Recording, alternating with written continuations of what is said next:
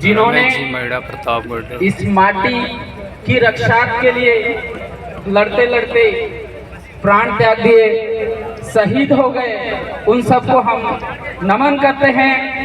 और उन साथियों को भी नमन करना चाहूंगा इस मंच से, जो हमारे पूर्वजों का जो सपना था, उस सपने को लेकर संघर्षरत रहे हैं। आप सभी क्रांतिकारी साथियों को जय जोहार, जय भील प्रदेश।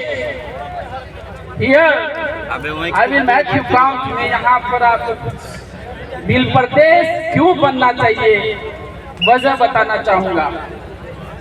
2 वजह, उसमें से पहली वजह है भारत देश 15 अगस्त 1947 को आजाद हुआ।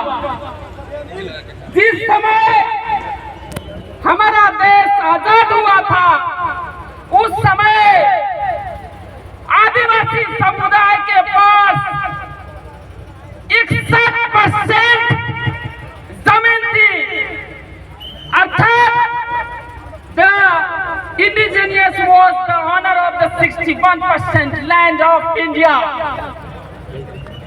लेकिन तब से लगाकर अब तक कई सरकारें आई, कई सरकारों ने शासन किया, लेकिन अगर वर्तमान की स्थिति देखी जाए तो आदिवासी के पास इस 61% जगह की जगह सिर्फ और सिर्फ 3% लैंड बची है, जमीन बची है। अगर हम भील प्रदेश सेपरेट स्टेट के लिए हम संघर्ष नहीं करते हैं तो हम हमारा ही देश में बेगाने हो जाएंगे। सुन लीजिए, इसलिए भील प्रदेश की जरूरत है। That's why we have to fight for the separate state. That is our existence and that is our true independence। वही हमारी सच्ची स्वतंत्रता होगी जिस दिन भील प्रदेश बनेगा और यहाँ के नागरिक उस खुली सांस ले पाएंगे। दूसरा, हमें राज्यों की सरकारों ने आज तक न्याय नहीं किया है। राजस्थान हो, मध्य प्रदेश हो या गुजरात हो, महाराष्ट्र हो, आदिवासियों के ऊपर अत्याचार हुए, जुल्म हुए, लेकिन इन सरकारों ने आंखें बंद करके देखती रही, जुल्म को देखती रही। उसका एक ताजा उदाहरण I want to give you a recent example which happened in the Shiroi district। Kartik Bhil का नाम सुना होगा। कार्तिक भील को मार दिया गया है कुछ लोगों के द्वारा, लेकिन आज तक कार्तिक भील का परिवार कलेक्टर के बाहर धरने देके बैठा हुआ है, लेकिन हत्यारे आज भी खुले घूम रहे हैं। आपने मध्य प्रदेश के अंदर नीमच के अंदर देखा होगा, सुना होगा, वीडियो देखा होगा, उसमें कन्हैयालाल भील को इस आजाद देश के अंदर इन सरकारों के बैनर तले कन्हैयालाल भील को एक पिकअप के पीछे घसीटते हुए मार दिया गया है, लेकिन आज तक उसको न्याय नहीं मिला। और पिछले साल देखा होगा आपने, जाडोल फ्लैश या उधर हमारी 75 साल की वृद्ध माँ जब वो बाजार से आ रही थी और किसी सामान्य व्यक्ति ने ये कहा कि मेरे अंदर शिव प्रवेश कर गए थे, इसलिए मैंने इसका मर्डर कर दिया। ये भी जीता जागता उदाहरण देखा होगा। और मध्य प्रदेश के अंदर एक जो संघी आदमी है, संघी मानसिकता का आदमी है, वो आदिवासी के ऊपर टॉयलेट करता है या पूरा देश देखता है, लेकिन उसके लिए कोई आवाज नहीं उठाता। क्या हमें न्याय मिल रहा है क्या? तो फिर आपको भील प्रदेश चाहिए कि नहीं चाहिए?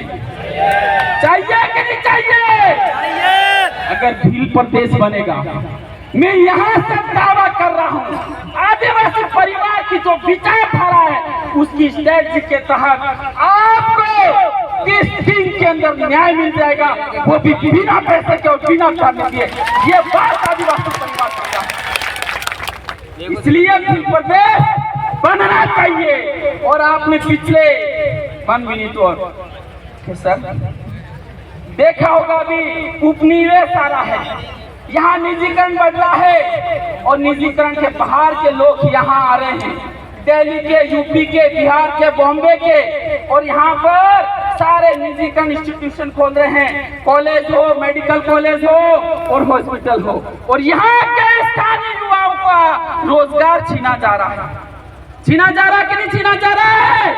ये उपनिवेश, एक तो अंग्रेजों ने उपनिवेश किया था और ये काले अंग्रेज है जो उपनिवेश कर रहे हो और आदिवासी पढ़े लिखे युवाओं की नौकरी छीन रहे, रोजगार छीन रहे।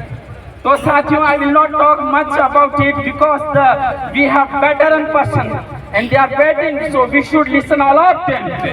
So last I want to tell you, आप पेशेंस रखना, पेशेंस यानी संयम रखना। युवाओं के अंदर संयम नहीं होता है।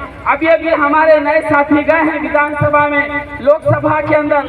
अब साजिश होगी, ये बीजेपी के द्वारा एक साजिश होगी। साजिश ये होगी कि हम जिन साथियों को चुन के वहाँ जयपुर, दिल्ली के अंदर भेजा है, तो इनका हमारे क्षेत्र का जो विकास का पैसा है वो रोकेंगे।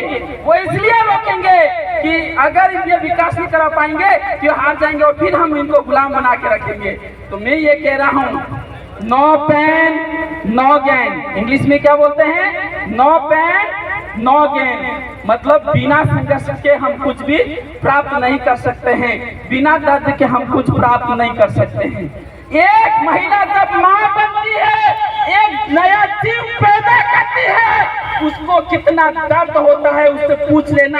एक नया जीव पैदा करने के लिए, उसी तरह से एक नया राज्य बनने के लिए युवा समझ जाना आपको कितना दर्द झेलना पड़ेगा। जय जवान।